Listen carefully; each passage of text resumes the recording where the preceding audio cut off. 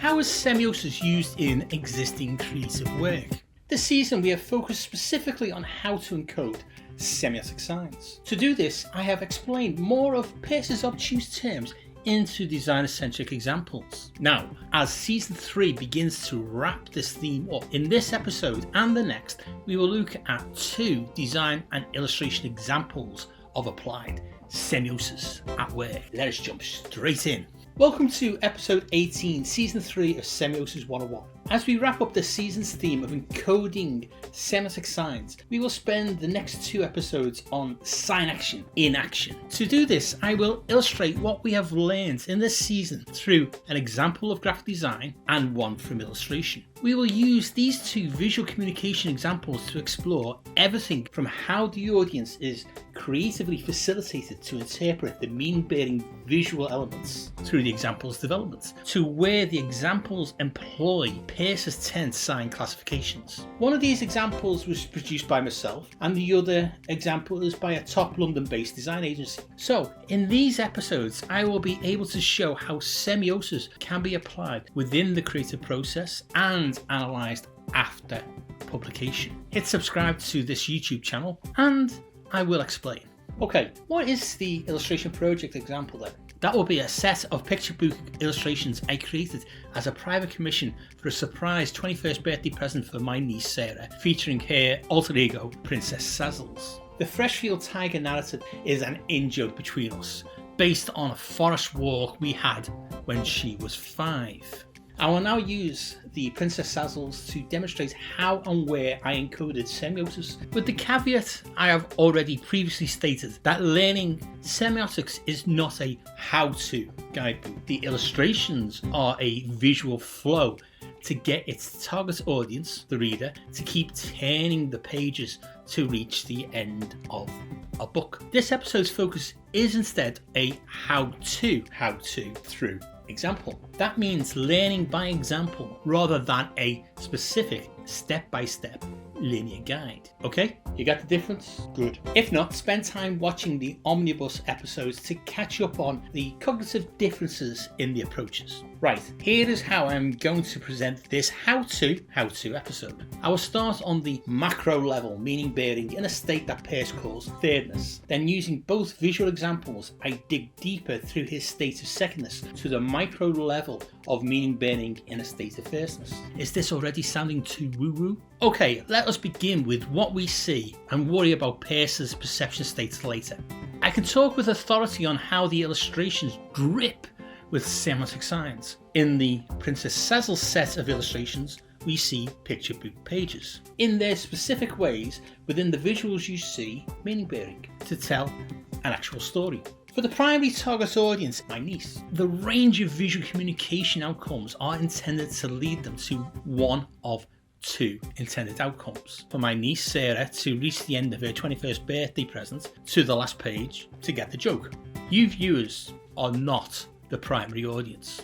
In the case of the Princess Sazzles illustrations, I chose a visual language of established fairy tale visual tropes to first establish the Sazzles character and the adventure. Later in the actual book's narrative, these tropes are subverted in a Tex Avery manner which breaks the fourth wall of narrative storytelling for my niece Sarah to get the joke. On a semiotic level, this is subtle and neither linear nor denotational. The depth of encoded meaning bearing is released dependent on the different target audience's perceptions and lived experiences. The more each audience member interprets, the richer the meaning they understand. The same visual output can be interpreted on 3 different levels. In episodes 3.1 to 3.4, I put Peirce's theory of the effects of interpreting into designer-centric contexts. To quickly summarise this into a pragmatic semiotic context, the effects on how people will interpret begin at an immediate effect level,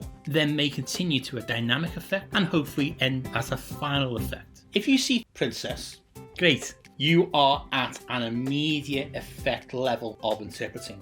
From an immediate level, micro, the basic visual facts are gathered by the intended audience.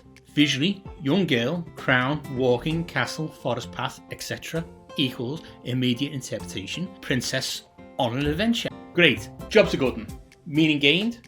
Yes. we know there is more. If you realise the images have more meaning than that, well, moving beyond the immediate interpretations of Princess, the works have more meaning to visually communicate. We can frivolously call this the so what stage, or the dynamic effect as Peirce names it, when what is seen proposes more than simply denotating princess. Why that princess, visualised in that way? Why is the princess in pink with a crown that moves into different positions, etc., etc.? These examples of meaning bearing are not accidental, but encoded into the visuals. They are performative and not just decorative, moving from a dynamic effect to a final effect of interpreted meaning. At this level, book readers will understand the visuals semiotically represent and therefore facilitate the audience to the full meaning of what they see. So let us flip straight to the final interpretive effect the examples want to lead their respective target audiences to. The narrative flow resulting in a narrative breakdown at the end of the book is visually crafted by the visualization of the character. Would you believe me if I told you that crown equals emotional state? Well, that is the meaning bearing propositions that are in plain sight if the audience wishes to unlock richer meaning beyond the obvious. In each depiction of the crown throughout the book, the long points of the crown are prehensile. They react to the narrative action points that the character encounters. From page spread to page spread, the crown's points add extra information. Princess Sazel's emotions begin with confidence, through determination, worry, accusations, demands, and finally anger when the joke is revealed. On first sight, none of that detail would ever be possibly known by the audience. Only those audience members with the perception to unlock deeper meaning would. These levels of encoded deeper meaning lie dormant until interpreted. Hence, Peirce's state of secondness needs the state of firstness to semiotically bait the triggering of perception to propose further interpretations and richer meanings. From an illustrator's or designer's point of view, this is the state that the semiotic sign action, semiosis, facilitates for the audience to make the perceptual jump from that resembles X to that proposes Z. Secondness is just how Peirce defines that point when perception moves from, oh, it is just that, to, oh, that is about this. So let us now parse the Princess Sazel's illustrations to reveal the application of semiotic sign action and where secondary and tertiary audiences can still benefit along the way. The princess's crown is just pencil strokes. Iconically, a yellow line is too weak to semiotically facilitate an audience member to interpret. Princess Sazel's is worried, but as an iconic quality, carefully composed with other iconic qualities, the shapes can be composited and crafted to form a crown. These iconic elements at this firstness perception point have been perceived, interpreted as existent things known to the audience. They have moved to an indexical representation level and perception to a level of secondness. Now, a crown can propose a deeper meaning within the visual communication that is encoded in plain sight. Let us quickly summarize this into a quick takeaway. It is fine if some of the audience never realizes any of these points. The imagery are still meaning bearing. They are visually communicating something to someone about Princess Sazel's. The visuals can still convey crown has a relationship to princesses. Everyone is still happy. Semiosis has got the audience that far. The audience's perceptions just has not been triggered to interpret more yet. What is crucial to understand now, as this 10-minute episode draws to a close, is that the semiotic how-to of how to semiotically encode meaning is prevalent on one thing from the creative. Whether a designer or illustrator, this one thing is that everything we design or illustrate will always be meaning bearing. Come back next episode where you can see you have been doing semiotics all the time.